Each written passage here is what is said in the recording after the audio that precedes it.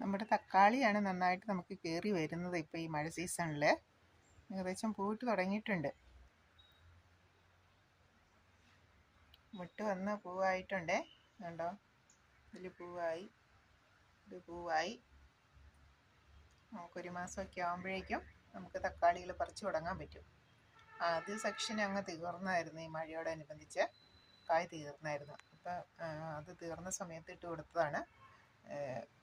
നമുക്ക് ഏകദേശം പൂ ഇട്ട് തുടങ്ങി.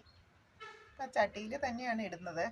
മണ്ണും കരിയിലയും ചാണകവും കൂടി നിറച്ച ചട്ടിയാണ്. പിന്നെ നമ്മുടെ അടുക്കളയിൽ നിന്ന് വരുന്ന പഴത്തൊലിയും പിന്നെ പച്ചക്കറി, ക്യാരറ്റ്, ബീറ്റ്റൂട്ടിൻ്റെ തൊലി അങ്ങനെ വരുന്നതൊക്കെ മണ്ണ് ചേർത്ത് ചട്ടിയിലേക്ക് ഇട്ട് കൊടുക്കും.